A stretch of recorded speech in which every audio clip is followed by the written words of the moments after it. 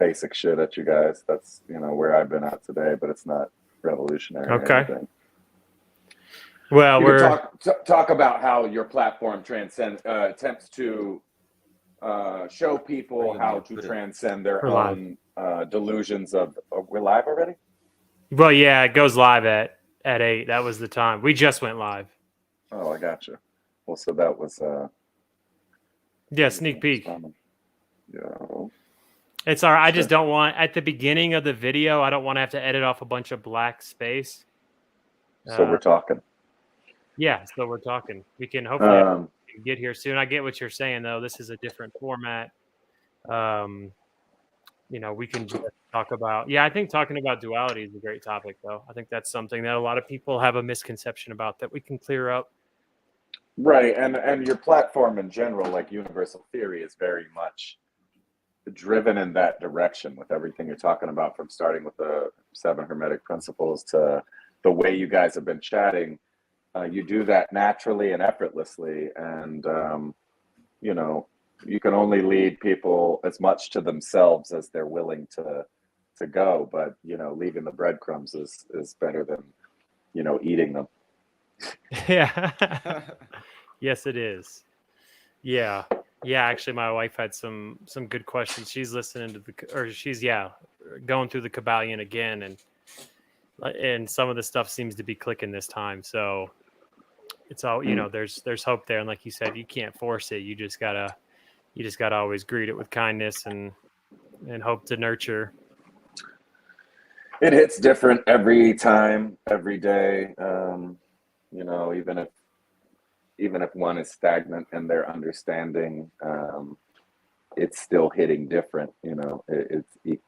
Jen uses the phrase "equal in nature, different in degree" all the time, and I think that applies on so many levels to everything, from physiological to psychological to the proposed spiritual, but we're still just dancing on the surface of a planet. So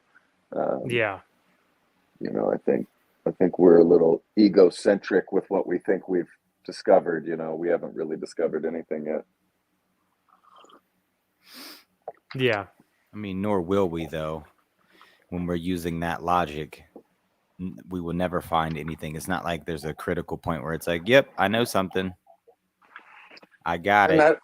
That's when you know that, that's all you really need to not know. You need to not know that you do not know. That you know. Yes.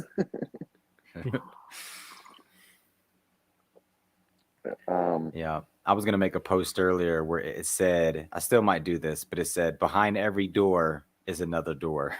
I just have it be a repeating GIF of a door opening. Yeah, just infinite doors, or a mirror in front of a door. Yeah. I have very few tattoos, but I have a giant door tattooed on my left arm that says "Death is but a door to life," and the theory between that is very much exactly what Jen just said. It's never. You're never going to arrive when you're trying to arrive, and then you can enjoy the process of arriving and get closer to being by accepting wherever that door leads, to the next door. It can be fun. I think that's I keep a sense of humor about everything. I come here with no plan. Love you guys, I love Jordan like a brother, and Trent, I've been watching you guys grow this year. It's been beautiful to watch, getting what you're getting out of Jordan and watching him grow in so many ways, on so many levels. To convey our experience and what we understand about it is so difficult, and to resonate with anybody at all in any small percentage is an achievement, because the goal is to see a part of yourself, I think, in everything, everyone, and everywhere you could interact. And I don't think a lot of us know that goal. And when we start to kind of hone in on, I can't really disconnect myself from anything I could ever conceive of, you find a place of humility that helps you deal with experience that could be great or traumatic, and then you accept all the possible outcomes because you don't have a choice in the matter. Yeah, I think it's because it is so personal. I think that's the key. There is, one, it's personal. Two, when things are personal Nice. and you have trauma, you have a Nice. tough time dealing with how to express that personal, how to get that connection with somebody. So Exactly. it's battling through. It's okay to be personable. It's okay to be vulnerable. It's okay if you have trauma associated with academia or with spirituality, but Mm. let's find a way to get common ground here. And because to me Amen. it's just so obvious, man. It's just Amen. so obvious that that's what's Yeah. going on, Yeah. that I have a tough time sometimes even relating to people who don't understand that it's both. But to me, it's just got to be trauma. It's like the only answer that works Yeah. for me is, oh, yep, Sure. it's trauma. Well, and that's why I loved what you said, because I say a lot, and I have to say it to myself, and everything I'm ever saying is I'm saying to myself. But 99% of shit that you think is super personal is not and never was. And Yep. we're out here living in a world where everybody takes everything personally. I mean, it's just I wouldn't even call that human nature either. Like we've misnomered human nature a lot to like box us into this bad being, that does wrong or did wrong, and that perpetuates false narratives, and then overly traumatic experiences or over personalized experiences, and it's necessary in terms of swing to the left and swing to the right, but um, you said it, the simple, and that's why I always am not trying to make a joke, but I want to be so serious and so funny, simultaneously, because I feel that way all the time. I feel like everything is like life and death at every split microsecond, and yet so hilarious at the same time. Like, Yeah, like it's a how can sick joke. so how can you not laugh? Like, if you don't Yeah. join in on the laugh, like, you're going to have a bad time, and um, that's a South Park reference, but um, I love watching you guys grow and open. There's the host with Yo, I think I'm the in here. medium most. Mr. Rogers is tapping in. All right. What's up, Todd? Todd, right? Mm-hmm. Yeah. He's like, yeah. don't be giving out my Yeah, government. I know your government. Yeah, now it's on. It's been broadcasted. Yeah, he's deleting every social media platform right now, packing his bags. He's the original man right there. He ain't got to hide, son. You be all right. Yeah, what's happening? Yeah. All right. Now, what's up, Aqua? We're just sitting here talking about. We're going to talk about some duality, and that was I think that's a good segue, Blonju, with kind of what you're talking about. We can just continue to just kind of converse. Exactly. Cool. Yeah, I'm and- just starting a live here on IG. Oh yeah. Okay. Go ahead. Go ahead and get we're- it. But we're it's gonna- just kind of how everything is serious and funny at the same time, and everything's life and death. Yet when you take a step back, it's just like I've had a tough day, a tough couple days, but today's definitely was a tough day for me. We had something fall through this morning that was will happen, but it should be pretty. Yeah, it's gonna be pretty big for us, but it fell through, and I can't shout it out. So that didn't happen. The interview did not happen this morning. No, it did not happen yet. No, we had Oh. to postpone for personal reasons. So, that happens. And it was kind of like, hey, we want you to do this. We don't want you to feel obligated. So if right now isn't the time, it's not the time. So with that happening, and then I got off of work, and my 2-year-old was just screaming like a maniac, and I'm trying to talk with Jordan. We're trying to talk about the live tonight. She's going crazy. She's hungry, but she won't eat anything. She's throwing everything, and I'm just like feeling fried. But at the same time, I'm just nothing you can do but laugh, man. There's nothing you can do but look back and just think of it's just a cruel joke. It always is. Yeah. I feel like I'm in a wormhole right now. Why do you feel like you're in a wormhole? Oh, just because he and I just connected on the phones too. So yeah. And then I can see him, and I'm over here. So it's like I got like quadruple eyes. Am I? Oh, Jen's in there. I'm like, is that me? Oh, what's up, Nope. Vitaly? What's happening? What's Let's see, happening? What's happening? Let's see. What's Okay, good, so- everybody holding it in the chat on IG? You can catch us live on YouTube as well. All right, cool. I think we're all systems go. I'm gonna actually mute this. Yeah, make sure that's down so there's no echo, It's all the Jordan. way down. Okay. Can you hear it? I could Yeah, for a second, I thought, but it might just be hearing it through him through the headphones or something. Yeah, I just turned my Instagram volume all the way off as well. No. Nope, I'm gonna have to get out You of got the to room. mute your mic, I think. I did. Everything sounds clean to me. Okay, if you're not hearing reverb, it's okay if that's quiet, Jordan. I'm No, all just gonna- good. I'm still. Oh. I can still watch, but I Okay. can't do it. I Okay. don't know why it won't let me. Oh, it was messing up for you, Jen?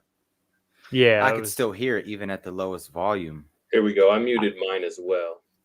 that was happening to me when I was testing it. It was somehow still something was still getting picked up, and I called StreamYard with my phone, had my phone muted, but it was still getting picked up somehow. So as long as it's not reverbing, that's Well, that's if all you're that gonna matters. mute your mic on there and just pin a comment there and tell everybody come here, then I'm gonna get back in there. That way, my live is going too, so people can come in. So I'm just gonna ask Got you. to get reinvited. Sweet, and we got some people joining us over here as well. Welcome everybody. Tonight is it's a crossover with Holding Spaces, Blonju and Aquavision, and Jordan. I think he's a permanent guest or a co-host over there on Holding Spaces. So we're all getting together tonight. We're gonna talk about some things, probably touch on duality and touch on energy in a metaphysical and scientific sense if we get to it, and we'll just see where the conversation goes. Please, since we're using StreamYard, or if you're on IG, if you guys want to let them know questions, if you guys someone is muffled for sure, so there is Yo. either Todd's messing with us or either Mr. Rogers is messing with us or someone's is feeling who's someone.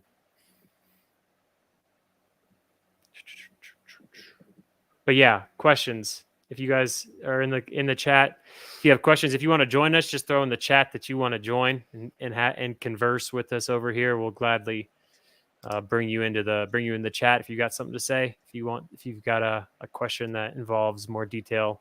I know last time we did this, we had a few individuals in the live where we were going back and forth, and it would have been much easier if they'd have just joined. So think about that.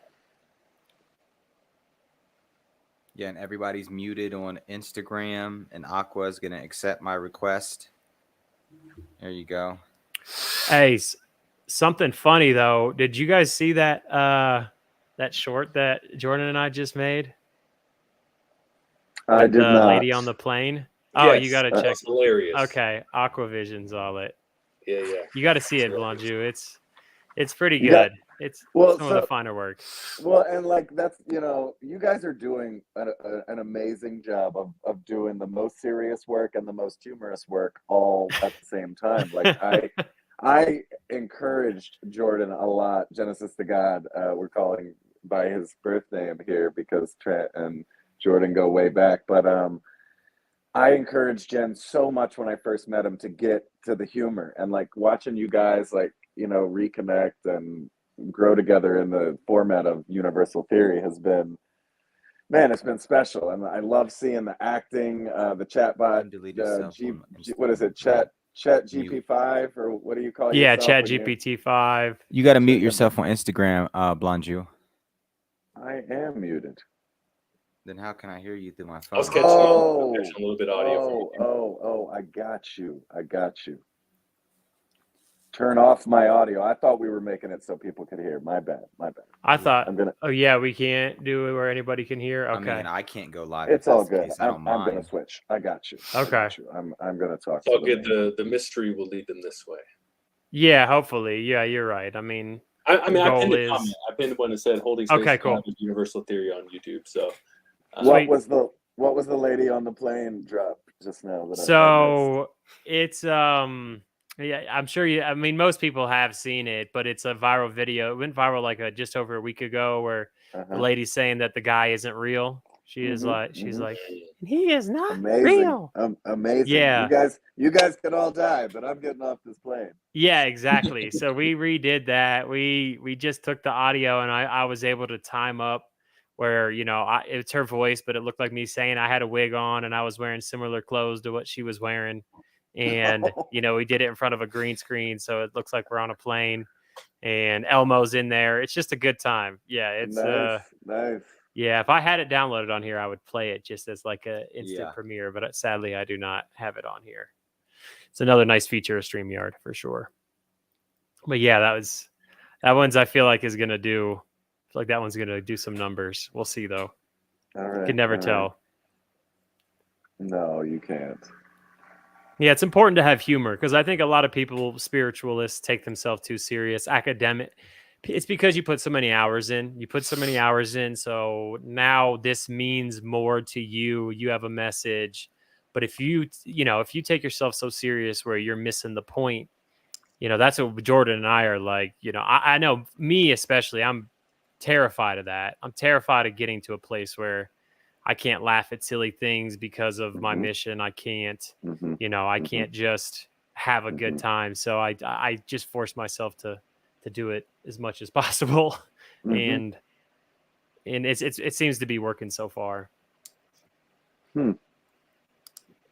I watch South Park a lot to like wind down at the end of a day. So like I a lot like no matter what's going on in my life, who died, how great things are, I always not 365 days a year, but 300 days a year, I'm gonna put an old episode of South Park on, and it forces me to laugh. And they do a great job also of conveying humor and Oh serious yeah, social commentary in a all-encompassing, spiritual, physiological, emotional, just all of they're hitting on all of that at once, whether people realize it or not. Some of it is received, subconsciously almost by half the fan base. But I almost allot a time, every single day, I allot sort of humor time, I guess. And I think that's like the practice, daily practice, certain routines that even when I'm as numb as I can be, I'm still gonna find a place to laugh, or when I'm feeling everything ever and can't stop, I'm gonna find a place to laugh during a 24-hour, bodily cycle. So that's find a humor routine. Like you guys have really done that well. I think Aqua does a good job too of you know keeping a sense of humor about information he's conveying, in the sense of like being a life coach, and taking that to a professional level requires a level of a sense of humor about yourself, of a respect for the infinite growth process of everybody in their physical shells. So um, but it's a lot simpler than we make it sometimes. But yes, the answers can be quite complex, before we yeah, parse them back down. yeah, and it could be much worse. Like people always think, like, okay, it's Exactly. so hard here, it's a struggle. I can't wait to die Exactly. and get some rest. And Jordan and I were Exactly. talking like this could be Exactly. like vacation. Like you die, you're like, oh, I'm ready for some rest. It's like, nah, you got to sleep on No. Earth. You don't sleep up Right. here. Like Right. you're about to just Right. go ham Exactly. now, and you live 4 times as long. So good luck Exactly. spending 300 some Exactly. odd years without sleep. Yeah. Then when you die here, Exactly. you'll get some rest back on Earth. Yeah. Exactly. Like, Yeah. Exactly. Everybody's here Great. complaining when they're on vacation. yeah, exactly. And Yep. it's like, Great why do you think you analogy. forgot? You know what I mean? You were allowed to forget about the infinitude of things you have to do for a Hmm. blink of an eye. And for Hmm. you, we even stretched it out like a long dream. Yep. It Hmm. might be like Hmm. 10 seconds up there, but down here it's like 100 years, Hmm. and you're still Hmm. complaining Hmm. because you forgot the mission. Mm-hmm. The mission was to forget the mission, and then you got mad about forgetting. Then you die and remember, and it's just it's Exactly. horrifying at that point because you're back at work. Mm-hmm. God, Jen, I was thinking similarly just in the last 96 hours about exactly that, guys. That is some nails on all heads. Yeah, Well, that'd be a good skit too. You know what I mean? Like that that'd be would a be. great skit. Yeah, you die and it's just the Chang Gang or something. Yeah. Like, Yeah, no. well, yeah, we're teetering on the A edge. spin here. on there's a fake We're teetering on the edge. Hey, South Park would do it. Yeah. South they'll- Park yeah. sure. We are we're dancing on the graves of our enemies.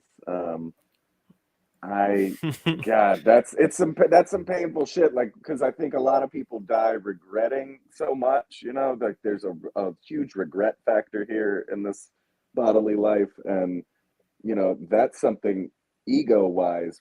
That's where the trauma's coming from, and that's what we've got to let go of because everyone's dying with regrets, no matter how good you lived. You know, when you have that perspective after the fact, and then it's time to go to work, as we've just said.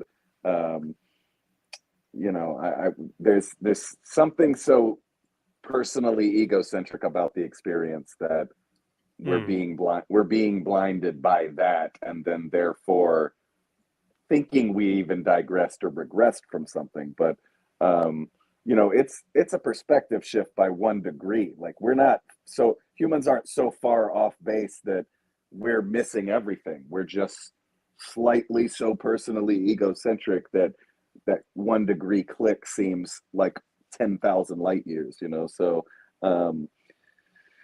that man, we're y'all are killing it with the humor shit. You got me in my total like bag of just natural fluid, you know, all of it, none of it at once. But I want to, you know, we talked about duality in the opening before Aqua got here. I think that that's really ties deeply back into what we're talking about right now in terms of the transcendent moment of bodily death, going from either, you know, regretting our whole physical life, then back to work. You know, think about that. Like, how do we blend that experience and remember the mission, basically, in terms of Jen's perspective on it? Because I think we're doing that to an extent here. You know, I think you guys have set a platform up that attempts to do that, and you know, provides a model for the transcendence point and the letting go of the ego to blend it with the collective in a way that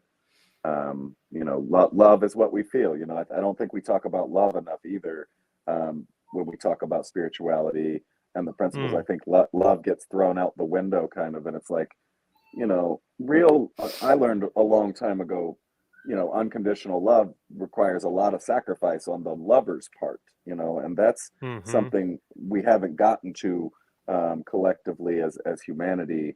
And I think all that ties back to the over personalization of the ego, the appearance of duality, the life versus death crossover point, and the longing for that kind of love, the longing that we could be unconditionally loved and accepted and received, and whether we call that God or we call that spirit or whatever we call it, I think that's really what everybody wants to feel, and feels like it's foreign for some reason on Earth, and it's just not. Like, you know, I appreciate you guys.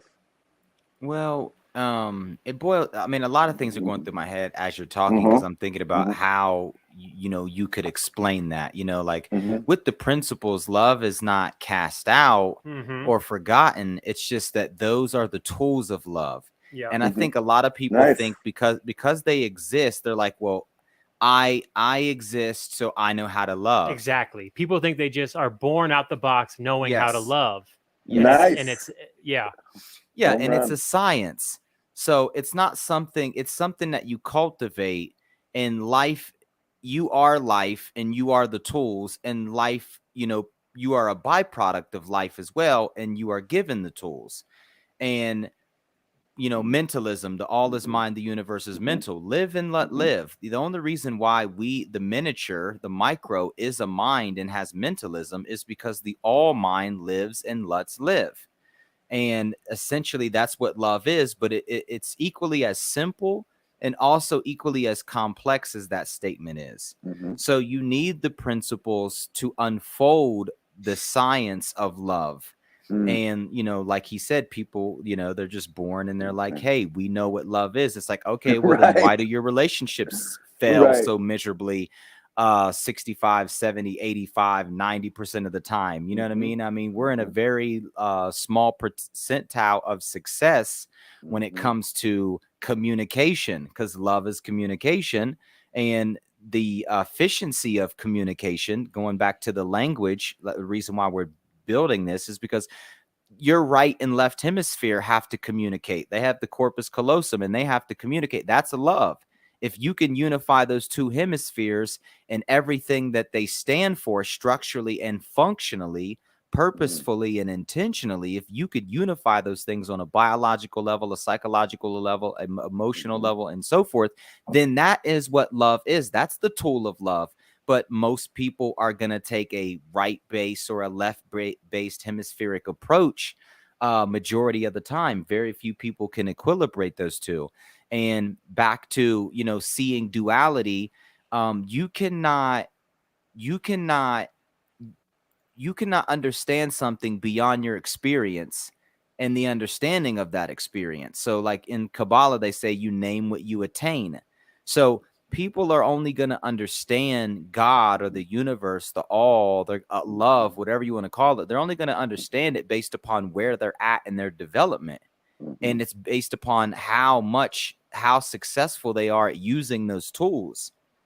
So we're going to see duality as, you know, as much as our ignorance allows, and ignorance is necessary, because it just represents restriction. You know, the more ignorant you are, the more further you are removed from the understanding that you know and understand nothing.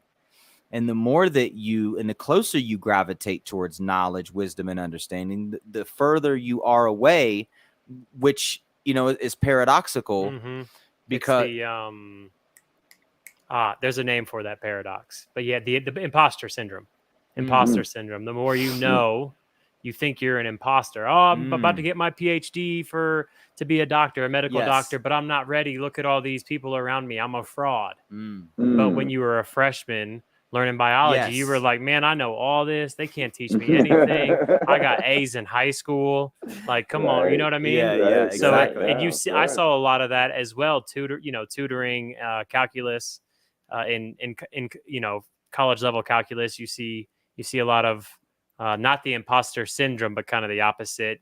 You kind of see the people breaking out of it because calculus is a whole new language, and they think they knew everything about algebraic mathematics, and then it turns to, you know, derivatives and all these different rules, and now you see that facial expression change. So yeah, that paradoxical logic exists as a saying, but I don't think enough people know about it, and because a lot of people fight against paradoxical logic, but it exists all around us. It exists in all sorts of sayings, and it exists in all sorts of teachings, but to really understand the paradoxical logic, just like what Jordan was talking about, you know, the more you know, the more you know how ignorant you are, and the more ignorant you are, the less ignorant you are, kind of thing. So it's yeah, and it also goes both ways too when it comes to people feeling inferior in the face of something they feel is superior.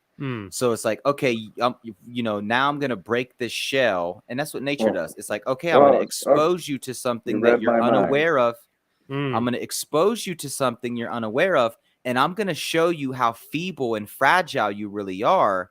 But it's not you, it's your ego. Yep. So if you could teach people to say, hey, you're not inferior, you know, you can understand this. You know, it's a process, though. Yep. You know what I mean? And then that way it doesn't just shatter them entirely. And then some people need it. Some people just need shattered. Sometimes you just got to break something and then tape it back or super glue it or whatever. And then some people are, you know, they handle it better when you coach them through it. You know what I mean? Some people are so rigid. It's like, no, I'm going to have to break you. Yep. I see. Well, generally those types of people, for me, I didn't run into them, right? Especially tutoring in academia, because they weren't the ones coming for help. They were the ones dropping out. Yeah. They weren't the ones coming and asking for help. So, but yeah, I agree. I definitely agree with that statement. So two things that summarize sort of what I took from everything you guys just said. And it's like nature versus nurture, I feel like is a major part of this conversation. And oh, I just forgot the second thing, but it tied right back into that. But I thought a lot about nurture this whole time, and oh, the other part was about people being born and thinking they know how to love. So there's Mm. a there's a strong connection between those two ideas: the perception of nature and why people feel less deserving of love or inferior or superior, feeding the ego or killing it, in an unbalanced manner during that first however many years of life, while watching people they think understand love not know how to love while saying they do know how to love. So that's the trauma point. That's where Oh yeah. that's where trauma. That's the beginning of trauma. The beginning of perception of trauma. Um, and well, I feel like I've had a lot of nurture and a lot of trauma. So I put it all together. I haven't taken it too personally the whole time, even when I was ready to die infinity times. So Mm-hmm. and therefore, I can convey some level of this experience based on this bodily run. But in the macro sense, um, we're all meeting in the middle of our various perceived capacities. But so trauma, because you made some really good points about the nature of trauma and how that's basically driving everything we're talking about in general. And then Mm-hmm. the over personalization of the trauma, the over egocentric nature of the search, sort of what humans think Mm-hmm. they're searching for. So maybe, I don't want to say we're hitting all the nails on the heads, but I already said that during this show. But like, so nurture, I think that's kind of what you guys have created, an Mm. environment, universal theory being, sort of a nurturing open space. Same with holding space. We're sort of holding, like I said earlier on the phone call, holding, I don't know what it was, but holding spatial, universities. But the Universal holding spatial theory or something. right, Holding right. universal It was spatial theory. Yeah, it was something like Yeah. good. that. Yeah, it It Yeah, it sounds was like a flew. very good. complex class Yeah. that nobody's signing up for. You got like two Right, students. They got right. 6 PhDs apiece. Exactly. So nurture, I think nurture, that's where we're filling the gap. Like all of this, everything, information, conveying of experience. We're sort of filling in the gaps where nurture may have been lacking, or even, so many are over nurtured. I see a lot of that in the current generation with current set of social traumas, the internet, Yep. the internet kids. And Yeah, when I it's see, teaching them trauma, it's not teaching them, like you said, love, knowing how to love, and correct, it's not it's just teaching another form of trauma, correct. and it's putting a screen in front of someone so they're that much harder to reach. Yeah, yeah. When you're in the presence of somebody who, when you could feel somebody's presence, and when you're talking to somebody, you needed this conversation and you can't run Mhm. from it because they're right there in front of you. And now there's that disconnect because we're not right there in front of you. And that's why we're trying to do lives. And that's why we're trying to, Yeah. do more of this kind of outreach, these more outreach kind of things, because it's important to get to people and be able to have an uncomfortable conversation without them being able to just hang up, without them just being able to leave the Mhm. chat, without them just Mhm. being able to disconnect, because part Mhm. of learning and part of teaching is tearing down Mhm. somebody's walls. It's tearing down, you Yeah, tear yeah. down your kingdom to build it anew.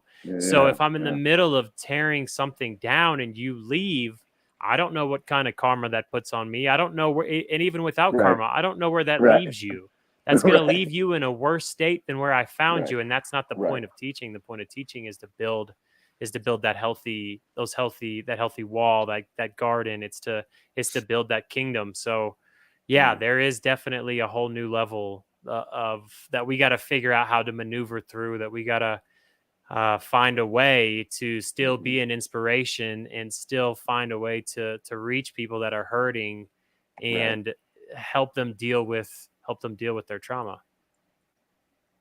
right. Because that's us. Yep. Yeah, I feel it. Yeah, and something that I was kind of sensing a theme on as you guys have been talking for the last little while, especially about love, is there seems to be like this kind of plumb line going on where many people may mistake love for being what they want it to be versus what they need within any capacity of life or their own awareness. And then the same thing becomes of how they give it. Then it's like, oh, I love this person, so I'm gonna fill their want, versus, oh, I love this person, I'm gonna suffice their needs. You know, there's like a much bigger, much different impact within the nature of love, like when it's framed that way, you know? Yeah. How do you tell somebody who all they know is this type of love, even though that type of love isn't the type of love that is taught in maybe, you know, The Science of Love by John Baines? How do you express to them that what they're feeling isn't the purest form of, or a purer form? There is a purer form of love. I'm not going to say the purest. How do you express that to someone without coming across as the individual who is the villain? Right? It's hard to do that, especially because of that symbiotic, that vampiric relationship that might exist with those two individuals. So yeah, I get, well, what you're saying, Aquavision, is 100%. It's right on. It's right on the money. It's just, how do we? I think John Baines does a great job of if you can get somebody to read that book and really, because I thought, oh, you know, I've been studying the Kabbalion, I've been studying the principles, I know my love is pure, blah blah blah. Start reading that book, and I highly recommend that to anybody who's listening. And I was like, I had to be able to say, yes, I'm wrong. I experienced this type of love. I showed this type of love. I'm doing it all wrong. Right. I have to be able to accept that and not just say he's wrong, I'm right. Right. This guy who wrote this book is wrong and I'm right. So, and by doing that, I think it's helped a lot. And just me being able to have feelers for different relationships, right? Building different relationships with different people, and it helps set expectations. It helps everybody, I think, when you truly understand your own emotions, especially something as complex as love. Yeah. Like, I feel like you can kind of approach it left or right hemispherically, right? Like, on the one side, it can be like this calculated thing where we become like increasingly aware of like how we can examine ourselves being in that state, and then how can we convey that and like break it down into a science. And on the other side, I think it's like it can be behavioral, right? Like, if we embody the nature of loving out of, you know, filling people's needs or our own needs, and then people see that and can experience in that, hopefully, if they have the emotional or empathetic capacity, like they can emulate it, right? Like, if we can build that relationship. But like you said, Trent, if it's increasingly, you know, parasitic, then it might be like, all right, maybe I need to weigh out if I'm capable of enduring this enough to the point that this person can capitulate somewhat in my angle of the field, you know? Otherwise, it's like, oh, you're just getting eaten alive, you know? I think that if people in general knew and were capable of knowing too, because you'd have to be capable of knowing, you know, because love is always right in your face. But you know, very rarely do we notice it because it's in nature. And if people knew what love was by nature, they'd be horrified because it's all work. Yep. You know, yes, it's equally play, but play is work and work is play. So, you know, Vitali asked a question: what is the difference between love and lust? And I would say it's bestowal over reception. So we naturally have the desire to receive, but you know, what is your intention of receiving? Is it receiving for the sake of giving or receiving for the sake of receiving? And the Kabbalists, they have labeled these things, you know, from the highest level to the lowest level to the highest level, and even the degrees of desires that one will have as they progress through these various different stages. And they say, you know, the lowest level is, you know, the most base or most basic and instinctive, and it's receiving for the sake of receiving. The next is giving for the sake of receiving, then receiving for the sake of giving, and then giving for the sake of giving. Now, in giving for the sake of giving, you still have receiving, but you don't desire to receive, even though you will naturally receive because that's your nature. Your nature is to reciprocate because you see that in everything. Mm-hmm. From the wave to the particle, duality, to quarks and electrons and protons and neutrons and atoms and molecules, and everything receives and everything also gives. Mm-hmm. But what is your intention for reception? So I would say love is the force of bestowal, where you can give for the sake of giving. And in contrast, lust is, wanting something for the sake of wanting it, and not necessarily for the benefit of anything else but oneself. Mm. And then that goes on forever. You could infinitely unfold this process of reception and bestowal, because there is no beginning to the process, thus there is no end to the process. And we can think of it very simplistically and say, okay, right hemispheric, left hemispheric, abstract, concrete, expansion, contraction, reception, bestowal, non-linear, linear. We could think about it being impulsive or instinctive in an objective and a subjective way, and then mechanical in an objective and a subjective way. Mm-hmm. But life as the experience, and us as the organism or the vessel within life, having these experiences, using these tools, we're very detail oriented, especially in the physical realm. So these experiences with all these basic tools, it becomes more and more nuanced. Mm. So love is not something that you can just write down and say, hey, bam, this is love. I mean, you could give some basic principles of what it is, but it's that dynamic. You know what I mean? It's like you can't tell someone exactly what to do in the exact situation, because it's always going to be relative. And I think that's also why it's horrifying to someone who doesn't know, because love might be, me, hypothetically, this is a drastic situation, but, love might be, I do something, that appears treacherous over here, and then, but something that's astronomically kind over here. Like, let's say I had the ability to just control the weather and I just kill 1 million people with the tsunami, but then I go save a bunch of animals, or I take a bunch of tyrants and I change their mind and their approach to ruling. And then people are like, oh, why'd you kill all these innocent people, but you went and saved these tyrants?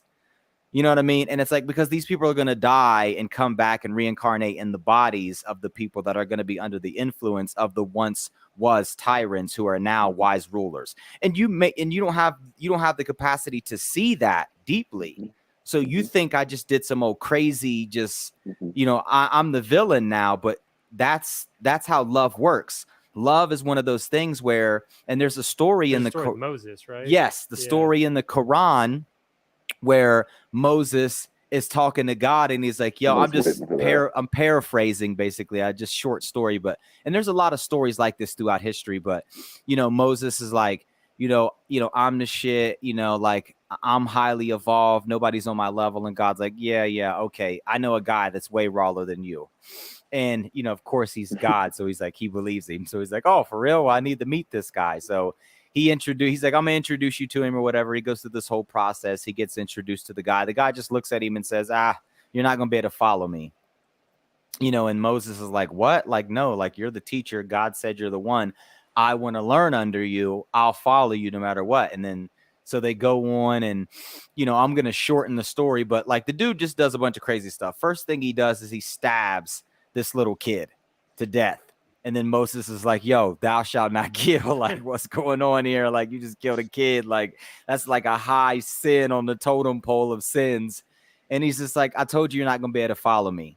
And he's like, no, I'm going to follow you. I'm going to follow you. Then they go and he pokes a hole in a boat or something and it sinks. And he's like, oh my God. He's like, now you're just damaging people's property or whatever. You know what I mean? And, thou shalt not do this. He's just quoting all these laws.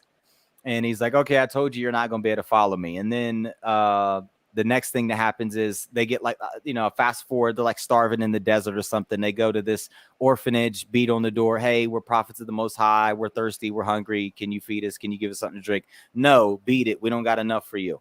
So the guy goes out back and he like sees a hole in the wall. He builds the wall up. And then Moses is like, yo, why are you helping these people? They just turned us down, blase, blase.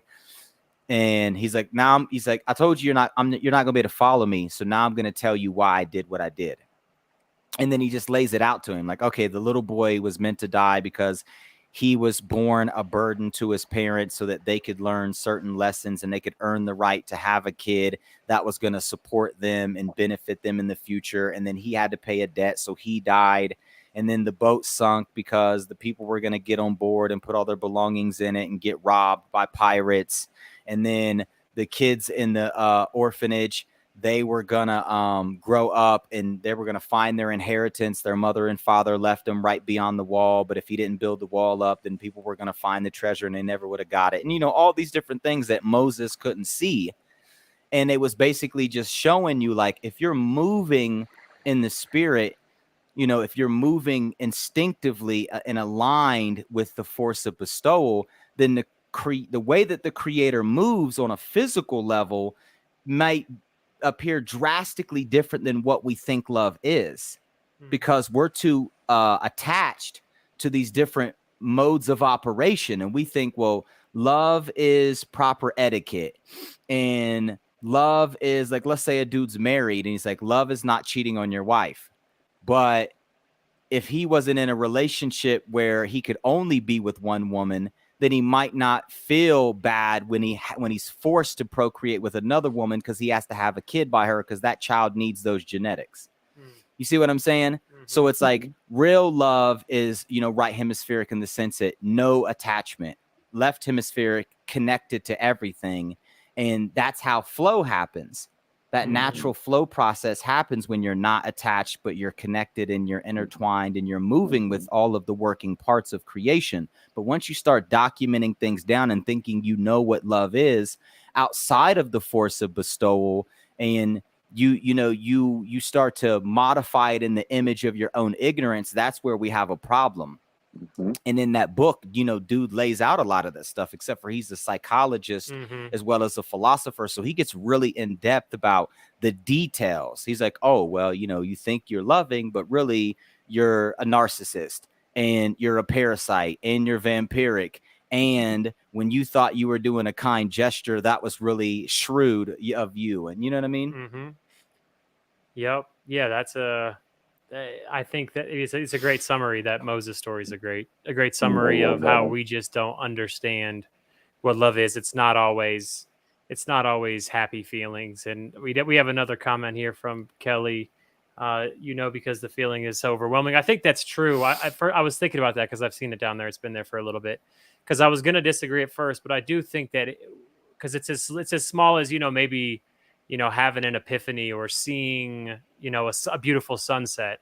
But I think if you can live in that, when you can live in that moment and you could truly open yourself up to that experience, then there is that overwhelming feeling. But it's not always overwhelming like, oh, butterflies because I'm around this guy who I think is attractive, or don't confuse those two, obviously. But I do agree in the general sense of love is an overwhelming. It's a feeling that can overwhelm you, and it's a feeling that you can move through. And so can lust.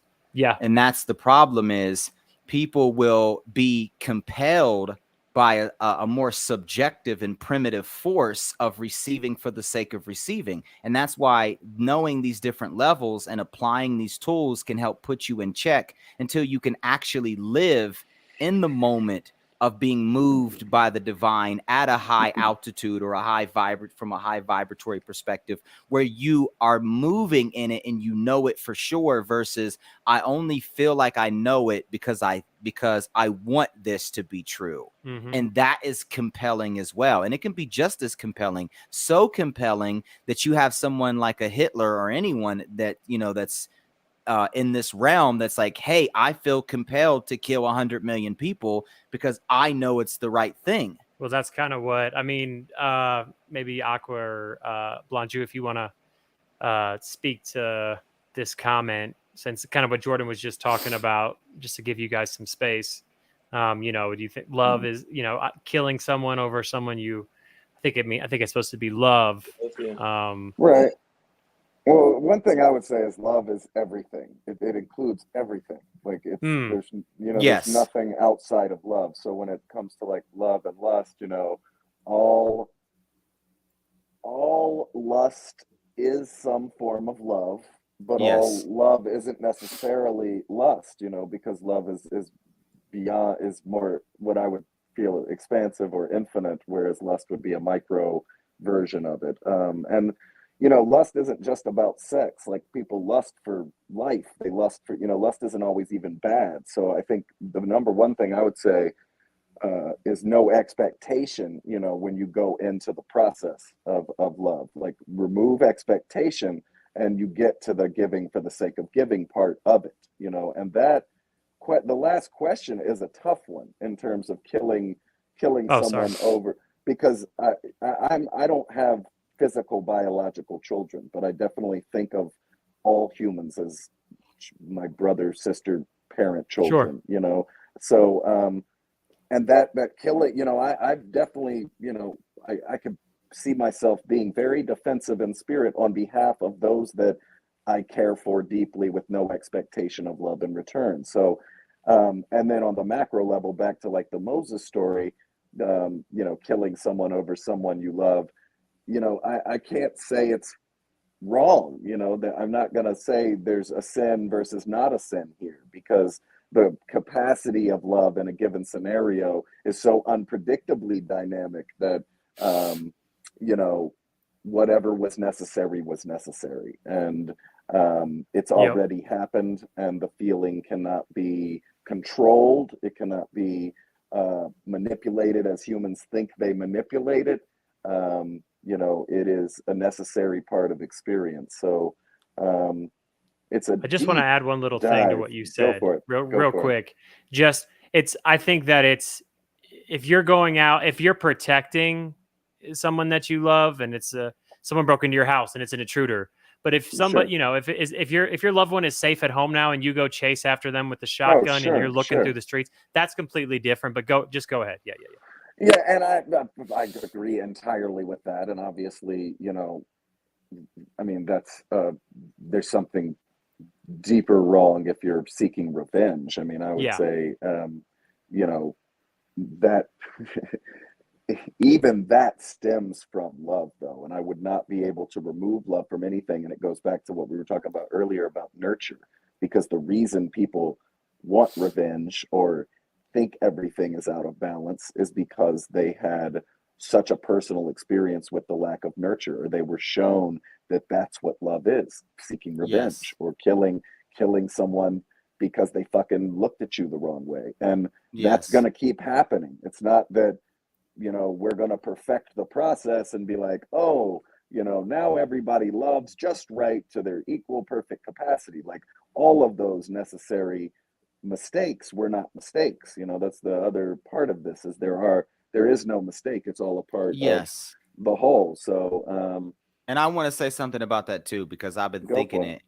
So Real quick. In that though, I just want to skip a couple comments and say, I'm not going to show it. Kelly, you said sorry for. Don't feel sorry. It's supposed to be a. Hell no, Just don't feel please don't sorry. apologize for interacting with us. That's Never. your that's your prerogative. We're just here. There shouldn't be any offense taken to any Great conversation we're having. questions. Yeah. We just we appreciate you joining in. So thank you for that. Go ahead, Jordan. yes. So yeah, when we look at it from the highest perspective, and that goes back to being ignorant versus being aware that you're ignorant and how ignorant you are, because ignorance is indefinite, and also definitive at the same time. It's indefinite in the sense that you're expanding the boundaries of your ignorance, which the boundary of ignorance could be considered wisdom, but it's definite in the sense that you'll always be ignorant.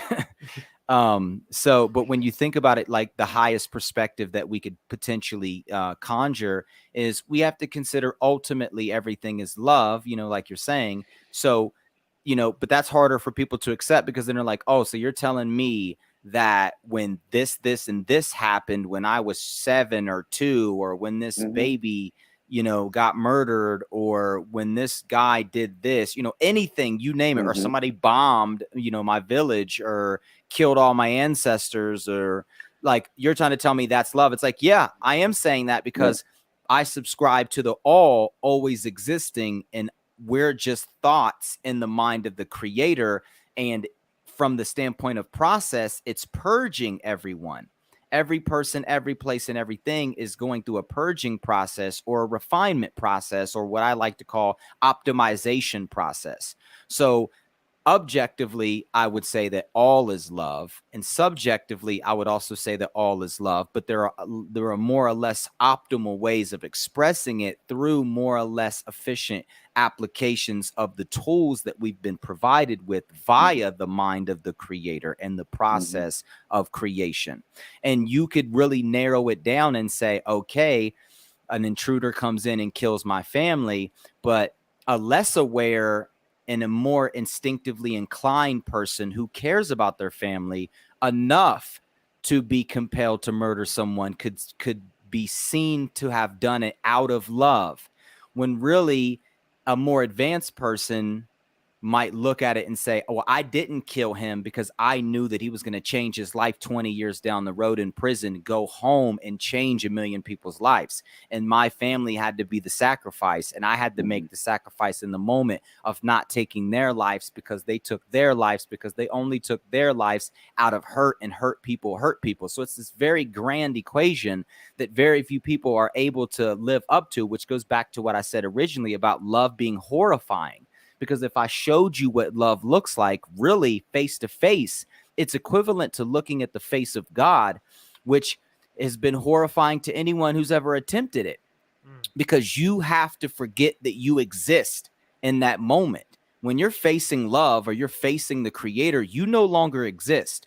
So anything that you would want to do, so-called out of love, you cannot do unless it's necessary and binding by way of the laws and the principles of the creator. And it will do so whether it's objective or subjective from a subjective standpoint. Anytime we act, it's from a subjective. Yes, exactly. Because we're in a linear state of mind. Yes, exactly. We can never know if what we're doing is out of anybody's best interest. Yes, so exactly. It's always subjective.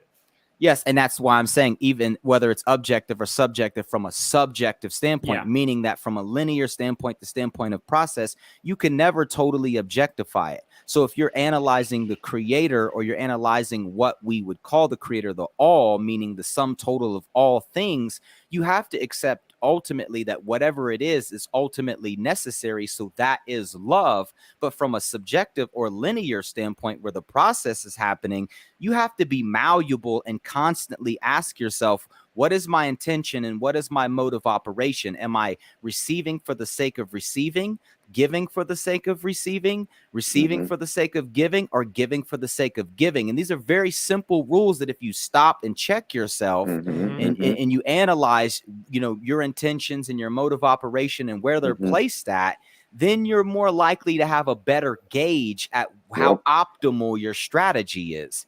You see what I'm saying? So I would agree that everything is love. But I used to take that approach too. And when I would do that, it was too absolute for people, because then they would hit me with all these arguments of, well, why does, this happen and that, and you trying to tell me that do. I'm not trying to tell you nothing, because you can't hear me. Yeah. If you had ears to hear, then I would be trying to tell you something. Here's a quick little test. If it's hard to understand sometimes from a a general perspective, when you say I love you to somebody and they don't say it back, are you the type of person that says, oh, you don't love me? Are you saying it just to hear it? So that's a quick litmus test of that, and you should do that. Just if you're not that person, the next time someone who loves you says I love you, don't say it back. Just say thanks, or just give them a hug. Right, and just to see where they're at. He just burned a lot of bridges. And then you say universal theory taught me this litmus test. And we're gonna have a bunch of people in bad and broke up relationships coming to us like, hey, you're the reason why. Yeah, I was in a vampiric relationship. Thank you for freeing me of that. Yeah, that's what we want to hear. That was amazing. Very true. Very true. Yeah, he just gave him a quick little, how you go to the store and like your kids doing drugs, so you don't want to put them on probation, so you go to the dollar store and you get the little weed test. Yeah. And you're like, here, he gave you the little dollar. I gave you the little test. He gave you the little test. Yes, sir. Here you go. That's how you get rid of them real quick. Is it positive or negative? Oh, Jay smoking. Oh, never mind. I see what happened there. Okay.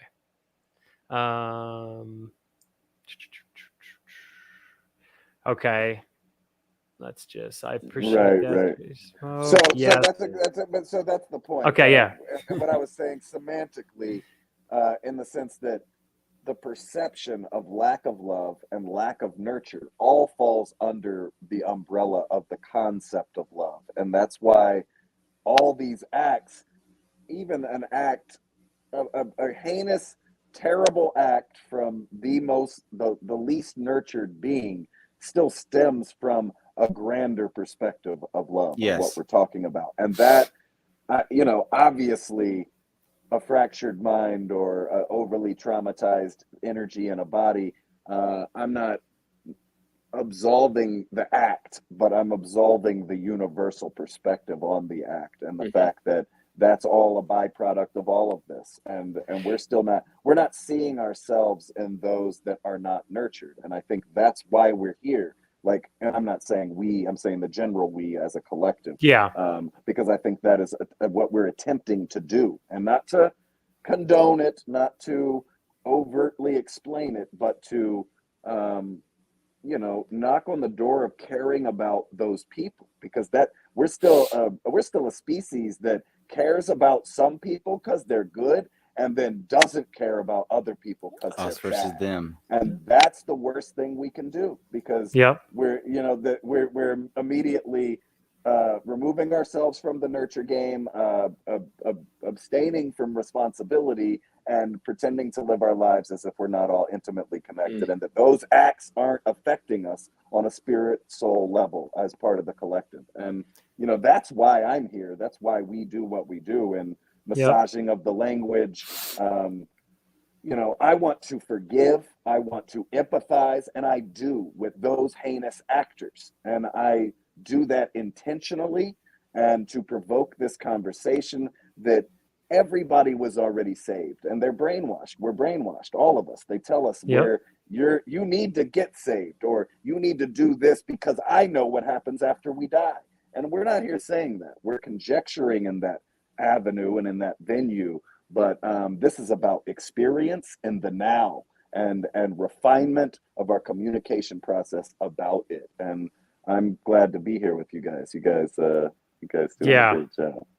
Sorry, yeah, it's definitely dangerous. No, I'm glad he said that, though, because it went through my mind a couple of times. Like, this is a dangerous topic, because of course, when you understand love and you speak about it in a general sense, you can come across as if you are pardoning certain things, and in a sense, you are on a grand scheme of things, right? So because it's like bouncing from absolute, bouncing from that absolute, the macro, to the micro situations. And go ahead. Well, another thing is, though, and I was thinking, we're all on the same track, because I'm thinking about how people will take these approaches and absolute approaches, from right hemispheric or left hemispheric. You have some people that are like, don't intellectualize love. It's an impulse. We're all divine. We're all one. We're all the all, and we're all Buddha, the end. And it's like, okay, no, by nature, different in degree, and each of us has a different, degree of optimization, and that sounds good. But idealism, and me and Trent have talked about this, idealism is what it is. It's idealism. It doesn't work practically ever, because as soon as you reach a point of symmetry, asymmetry kicks your ass again. It's like, let's say everybody on the planet lives in harmony, and we're just like, we don't need guns, we don't need weapons, and then aliens show up and then tyrannize us, and it's like, and then let's say we harmonize with them, and then they're like, we don't need guns, we don't need laser beams, or whatever their weapons are, and then other aliens come, or an asteroid comes and kills us all. It's like you can't think that way. That's not practical. And then the other side is, well, I'm going to intellectualize everything, and I'm going to mechanically orient myself towards all people, places, and things, and that's how I'm going to maneuver. And then, that causes too much wear and tear, because if you take it to the extreme, like the other side, you become an atheist. So on one side, you got the complete ignorant theist who just is oblivious to how shit works in reality, and then on the other side you have the atheist who is just in denial about their own existence. You know what I mean? Yeah. It's like this type of conversation, these type of conversations is where we have to approximate towards the middle, and we know that there is no middle. It's purely an approximation, and you have to understand that. Like I can't wait to get 1,000 followers on TikTok. If anybody has TikTok, follow us on Universal Theory, because I'm gonna start debating, because I see people, you know, say, hey, you know, God doesn't exist, debate me, or prove God exists, debate me. And it'd be somebody who's taking this scientific approach, and they do the same thing that religionists do. They just deny, and they don't even have any evidence of it. And it's like, is that what scientists are supposed to do? I mean, I feel like I'm a scientist. I don't take that rigid approach of I'm just going to negate some shit because I lack evidence or I lack experience of it. And, you know, it's like the same mindset is underpinning both philosophies. And when people take these approaches, they have no idea how ignorant they sound, and how negatively impactful it can be on these communities, because once again, it all goes back to trauma. And Trent has pointed this out a few times. You know, okay, you're rejecting this notion aggressively. Why? Most of it is because you got traumatized by religion. Yeah. So you went and you put your face down in the books, and you studied hard, and you became an atheist. You pushed God off. You denied your existence, and now you're in denial about your own trauma. Lashing out. Yeah. Now you're lashing out. Yeah, it happens quite often. Yeah. I'm gonna prove I don't exist. Yeah. I think, therefore, I'm not. Yeah, the inverse. Let's see. This was okay. So it's like love on a scale of 1. Sorry, I'm not sure where this came in. Eli, if you could clarify, that would be dope. So if 1 to 10 was 0 to infinity, and 0 represented infinity, and infinity represented 0. But is he saying something is on a scale of 1 to 10, or just love? And that's what I'm confused about. If it's just love in general, and you can never, right? What love is like, it's like mass trying to reach. Having optimal love is like mass trying to reach the speed of light. The closer and closer you get to the purest form, the hard, like, it becomes asymptotic, right? It's just it's gonna take more and more energy to try to get that massive object to the speed of light. And you can apply that same physical concept to trying to approach anything in its purest form. Love, wisdom, understanding. It doesn't matter. Any topic, when you start talking about an absolute from a relative perspective, think about mass being the relative perspective, and light being the absolute perspective, and the mass trying to get to the light, and it just can't happen because it's moving through that Higgs field. Exactly. And that's what I was thinking. Like, so because of the Higgs field is like that infinite barrier of ignorance versus ultimate absolute wisdom. It's like, you know, light represents absolute wisdom. It doesn't move through the Higgs field, but for us, it's a constant. You know, just like the laws, they're constants, but we're constantly changing, and we're subject to the Higgs field. So mass has all these different illusions that it's bound by. Just like he said, it's a great example. We're bound by all these illusions, and there are realities. Like, a lot of people, once again, they'll take this absolute right hemispheric approach, and they'll say, I'm going to get rid of the matrix, and I'm going to shed reality, and I'm going to go to the ultimate state. It's like, all right, good luck. In 12 billion, quintillion, trillion, infinite squared years, I'll see you trying the same shit, because it's impossible. It's not going to happen, because there is no begin. It's infinitesimal, and it's infinite. So I could make up a number that's astronomically impossible to calculate, and you'll still never reach it then, because, you know, hypothetically, you're moving through, or figuratively speaking, you're moving through that Higgs field. And as long as that's the case, and it is, because being doesn't become becoming, and becoming doesn't become being. The two are the same thing. So as long as process exists, and that's another one of the great misnomers, as long as process exists, then we will always be becoming. So trying, like you said earlier, you're trying to reach a destination, but you've never left. It's like we're all trying to land a plane that never took off. You know what I mean? And we're all just passengers, and we're just like, I can't wait till this plane lands. It's like it never took off. That's why it doesn't feel. You know what I'm saying? Yeah, it's a great analogy.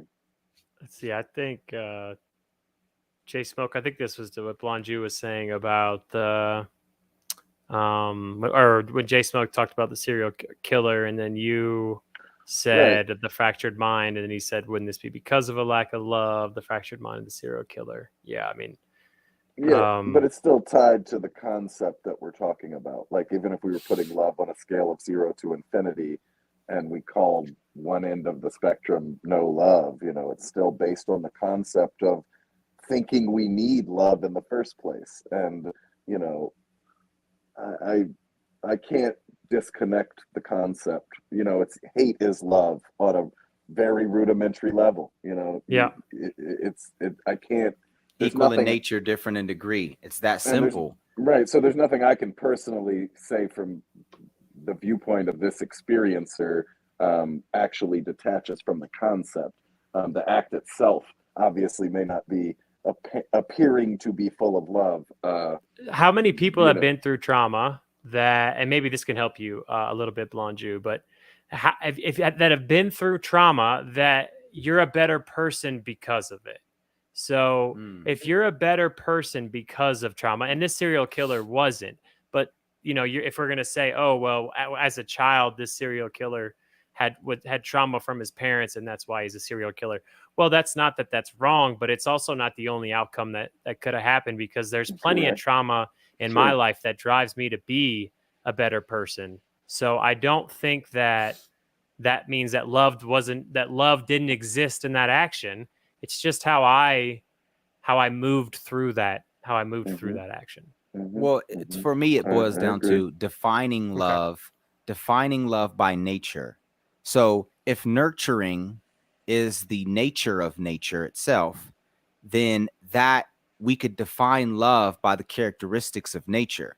And if we observe nature and we say nature is both creative and destructive, but it does so out of the necessity of optimizing the organisms and whatever else is evolving within the influence of this, of the said environment, then that we could define love in that way. But then love is also always evolving, because the way that it has to nurture us it's always advancing, because we're always advancing, and it's asymmetrically inclined towards us. Like, here we are, and here's nature, and nature is always, infinitely ahead of us. So no matter how much we align ourselves with the principle of nature, nature is always ahead, and it's always nurturing us further and further and further. And, for example, a supernova could be considered love, and a supernova would destroy a whole solar system. If anybody is anywhere near this supernova, you're done. Yeah. Like, it's over with. That's love.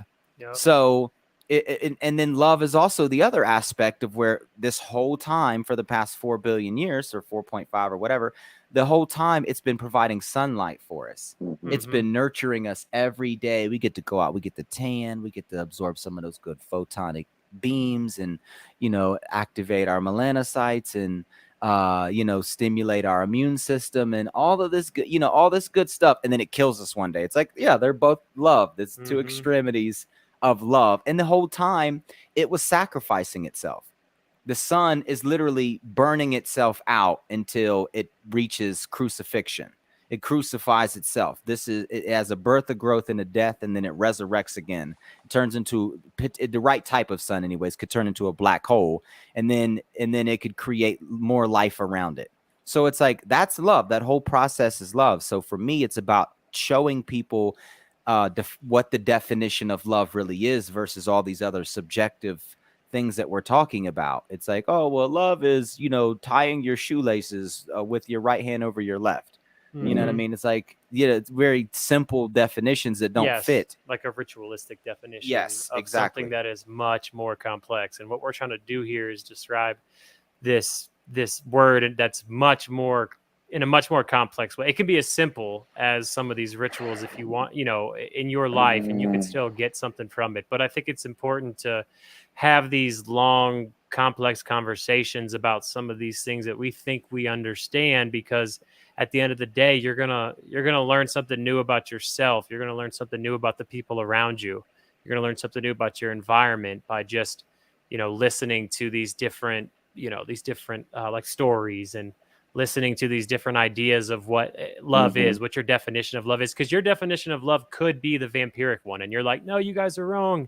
It's when you buy stuff for people, or it's when my husband takes care of me, or it's when my wife gives me nookie. And it's like, well, all right, that could be, could be your definition of love, but that's not what we're talking about here. So that's what John Baines talked about. Yes, and once again, because now we're dealing with the subjective realm of what love is from an optimal standpoint, and optimization is always evolving because it's our reaction to the thing that we call love. The thing that we're calling love is the process, so our reaction to it is always subjective in respect to it, even though it's subjective because it's a process.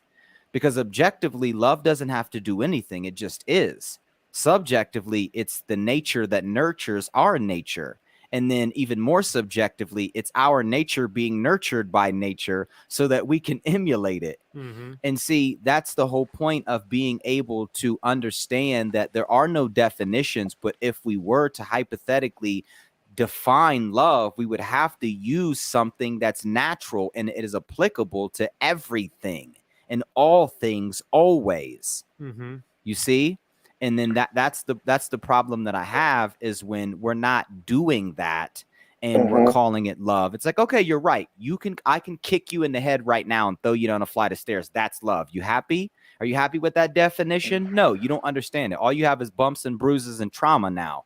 You see what I'm saying? We need better definitions, and we have to understand that our definitions are only applicable at the rate at which we've grown. Yeah. So I've thought a lot about numbness this whole time, guys. Numbness. I think that is that being like the trauma inducing trait of what seems like reduces us beneath love. I think that's what may be the catalyst to the heinous acts. I think numbness, not hate. Numbness would be not feeling. And I think feeling is a major part of this conversation, no matter how intellectual, no matter how much we break down the concepts of what we're talking about. The intentionality, the inflection of our voices, the feeling of the conversation, and the feeling that love encapsulates everything, even to the numbness. Numbness being our number one trauma that we're dealing with, inability to feel anything at all, or apathy, apathy and numbness being the issues. I feel like empathy. Yeah, well, that's what you almost walked right into this one. With that. Yep. I mean, like you said, apathy. I mean, this is empathy and sympathy. Right. And we talked a lot about that earlier. I forgiveness, empathy of that which the experiencer that may be the most heinous or the numbest. When you really connect to that part of yourself, and stop with the judgment that something is externally happening to you, it leads you to this place of empathy. And yes, Jay Smoke, that's exactly, they are one and the same. I like where he's going with that, because a lot of what we've talked about on Holding Space is that you can teach empathy. All right. So a lack of nurture invokes a being of experience that may hate themselves. They may not empathize with anybody. They take the experience of trauma very personally.